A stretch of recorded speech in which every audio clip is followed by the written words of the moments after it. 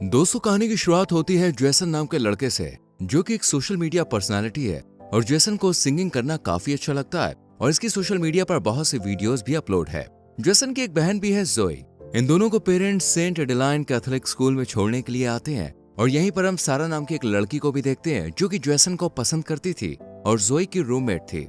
Jason के father Jason को पढ़ाई पर फोकस करने के लिए कहते हैं, लेकिन जेसन सिंगिंग की दुनिया में जाने का ख्वाब देखता है। जेसन की फैमिली को देखकर सिस्टर रेबेका इनके पास आती है और पेरेंट्स को यह भरोसा दिलाती है कि वो इन दोनों की अच्छे से देखभाल करेगी।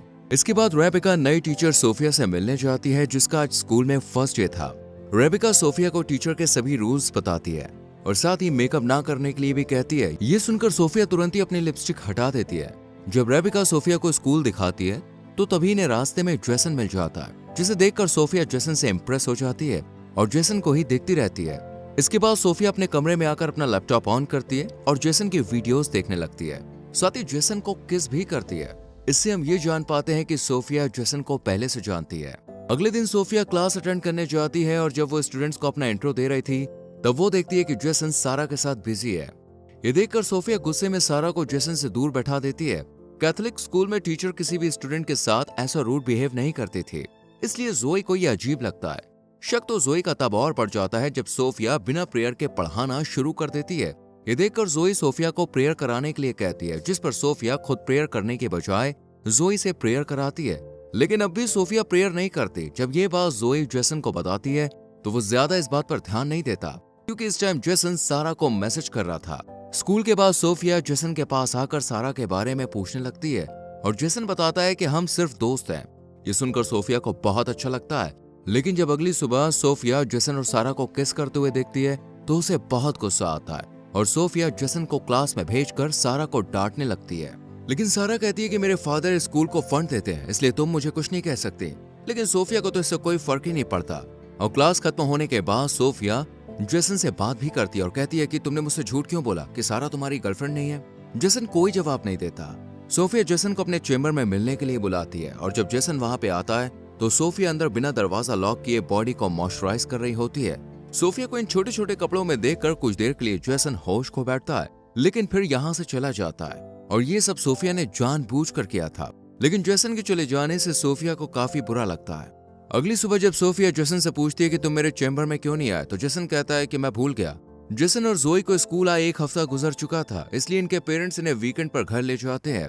जेसन के चले जाने के बाद सोफिया भी रेबेका से अपनी आंटी की तबीयत खराब का बहाना लगाकर छुट्टी ले लेती है। इधर हम जेसन को देखते हैं, जो अपने फादर से 1 साल का टाइम मांगता है ताकि वो पढ़ाई को होल्ड करके सिंगिंग को टाइम दे सके। लेकिन फादर के मना करने के बाद वो गुस्सा होकर बाहर आकर अकेला ही गाना गाने लगता है। और यहीं पर हम सोफिया को भी देखते हैं, जो कि जेसन के घर तक आ गई थी और छुपकर जेसन का गाना सुनने लगती है। लेकिन जैसे ही जेसन के पास सारा का कॉल आता है तो सोफिया गुस्सा होकर यहाँ से चली जाती है।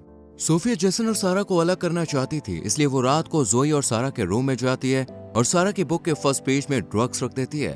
और जब कमरे से बाहर निकलती है तो सिस्टर रेबेका सोफिया को देख लेती है। सोफिया रेबेका से कहती है कि मैं यहाँ किसी की आवाज सुनकर देखने आई थी। ये दोनों बात कर ही रही थी कि इनकी आवाज सुनकर जोई भी उठ जाती है और सोफिया की बात सुनकर उसे कुछ शक होने लगता है। अगली सुबह सोफिया सबको बुक ओपन करने के लिए कहती है और प्लान के मुताबिक सारा के बुक में ड्रग्स देखकर उसे स्कूल से सस्पेंड करवा देती है। इसके बाद सोफिया रेबेका से भी बॉयज के रूम की तलाशी लेने के लिए कहती है। अब चूंकि ये स्कूल की इज्जत का सवाल था, इसलिए रेबेका तुरंत बॉयज के रूम की तलाशी लेने पहुंच जाती है और यहाँ जेसन के रूम में इन्हें एक शराब की बोतल मिलती है। ये बोतल भी सोफिया ने ही रखी थी। दरअसल इस बोतल को रखने के पीछे सोफिया का एक खास मकसद था, ताकि सोफिया सजा के तौर पर जेसन को सर्विसेज कम्युनिटी ज्वाइन करवा सके और उसके साथ स्कूल में ज्यादा से ज्यादा वक्त गुजार सके। जब स्कूल के हेड को इस शराब की बोतल के बारे में पता चलता है तो वो जेसन को स्कूल से निकालने का फैसला करते हैं। लेकिन सोफिया ऐसा करने से मना करती है और कहती है कि जेसन को स्कूल से निकालने के बजाय इसे हमारी सर्विसेज कम्युनिटी में लगा देना चाहिए। जेसन को सिस्टर्स का काम मिल जाता है। इसके बाद कहानी पास्ट में घूमती है, जहाँ पर हम सोफिया को देखते हैं, जो सोशल मीडिया पर जेसन की वीडियोस देखकर उसकी फैन हो गई। और फिर सोफिया रियल सिस्टर सोफिया से मिलने गई, जो कि जेसन के स्कूल में पढ़ाने आने वाली थी।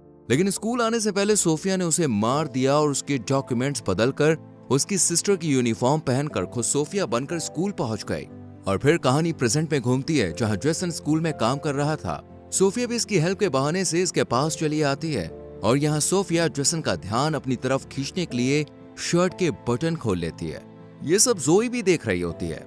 इसी रात सोफिया खुद पर कंट्रोल नहीं कर पाती और जेसन के कमरे में चली जाती है और चुपके से मोबाइल रिकॉर्डिंग ऑन करके एक तरफ रख देती है। जेसन सोफिया को कमरे में देखकर हैरान रह जाता है और सोफिया जेसन के करीब आकर उसे किस करने लगती है। पहले तो जेसन इसे पाप बताकर मना करता है, लेकिन फिर वो भी सब भूलकर सोफिया के साथ इंटीमेट हो जाता है। अगली सुबह जेसन को अपनी गलती का एहसास होता है और वो चर्च में अपने पाप को फादर के सामने कन्फेस करने जाता है।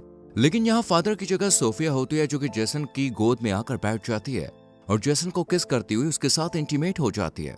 एक हफ्ते बाद जेसन वीकेंड पर अपने घर चला जाता है और यहाँ लंबे समय के बाद सारा जेसन को मैसेज करके पार्टी के लिए इनवाइट करती है। जेसन के जाने के बाद सोफिया भी स्कूल से निकल ही रही होती है कि तभी सोफिया रेबिका के साथ दूसरे स्कूल के फादर को देखती है। ये फादर रियल सोफिया को अच्छे से जानते थे और इसी बारे में वो रेबिका से बात कर रहे थे। ये सुनकर सोफिया घबरा जाती है कि कहीं उसका सच पता ना चल जाए, इसलिए सोफिया जल्दी से कार की तरफ जाने लगती है। लेकिन जब रेबिका उसे रोकती है तो सोफिया आंटी की तबीयत का बहाना बनाकर यहाँ से चली जाती है। रात को जेसन अपने फादर से सारा की पार्टी में जाने के लिए कहता है, लेकिन इसके फादर मना कर देते हैं, जिस पर गुस्सा होकर जेसन बिना परमिशन के ही सारा के पास चला जाता है। यहाँ जेसन और सारा दोनों ड्रिंक करते हैं और फिर सारा जेसन को एक रूम में ले जाकर उसे किस करने लगती है। तभी जेसन को सोफिया के साथ बिताए हुए पल याद आते हैं, जिस वजह से जेसन को सारा के साथ कंफर्ट फील नहीं होता और वो एक बियर की बोतल लेकर यहाँ से चला जाता है। पुलिस जब जेसन को खुलेआम बोतल के साथ देखती है तो गिरफ्तार कर लेती है।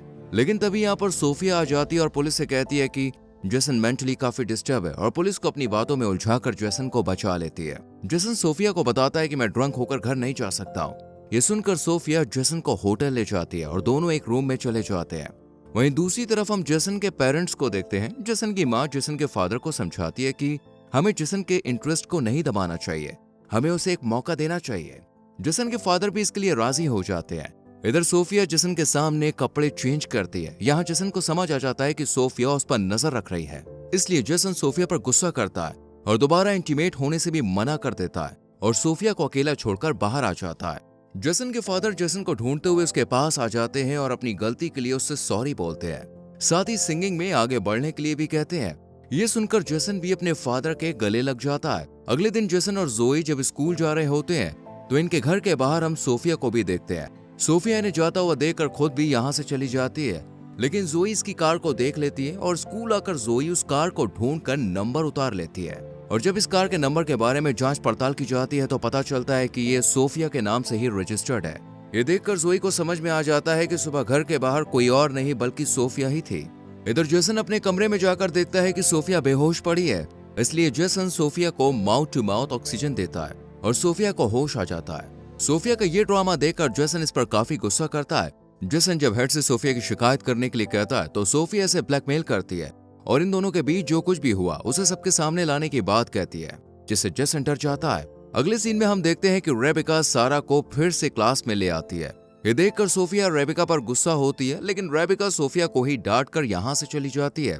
सारा के आ जाने से सोफिया अपना कंट्रोल खो देती है और नहाते वक्त सारा को बाथरूम में ही मार देती है और बाद में ऐसा प्रिटेंड करती है जैसे कि ये एक एक्सीडेंट था। इसके बाद सारा की बॉडी को पोस्टमार्टम के लिए भेज दिया जाता है।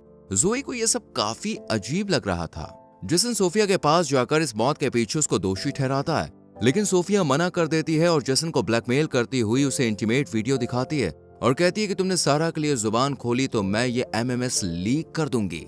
अगले दिन जेसन जोई अपने मॉम के साथ जब घर आते हैं तो सोफिया भी अपनी आंटी की डेथ का बहाना बनाकर स्कूल से निकल जाती है और रात में जब जेसन अपनी फैमिली के साथ बाहर डिनर पर जाता है तो सोफिया भी उन्हें ज्वाइन कर लेती है।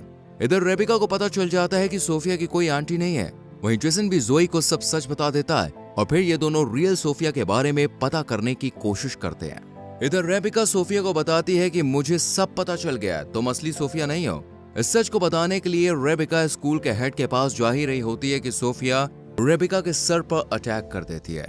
वहीं जेसन और जोई को सोफिया के कमरे से उसका लैपटॉप मिल जाता है, जिसमें जेसन की वीडियोस फोटोज थे और ये सोफिया नहीं बल्कि लॉरा थी।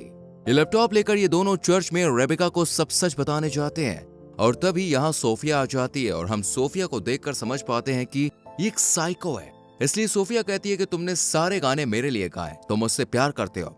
और फिर सोफिया जोई पर अटैक कर देती है, लेकिन जेसन सोफिया को रोक लेता है, लेकिन सोफिया जेसन पर अटैक कर दोबारा जोई को मारने चली जाती है, लेकिन तभी रेबेका आकर सोफिया को रोक लेती है, पर सोफिया उल्टा रेबेका को मारने लगती है और फिर पीछे से जेसन आकर सोफिया के पीठ पर स्क्रू से वार कर देता है और सोफिया मारी जाती है।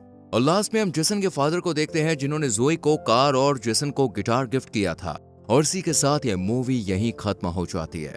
दोस्तों, अगर आपको इस मूवी की एक्सप्लेनेशन अच्छी लगी हो तो वीडियो को लाइक और शेयर जरूर करें और ऐसी और मूवीज की एक्सप्लेनेशन के लिए चैनल को सब्सक्राइब करके बेल आइकॉन प्रेस करें, जिससे आने वाली वीडियोस आपसे मिस ना हो।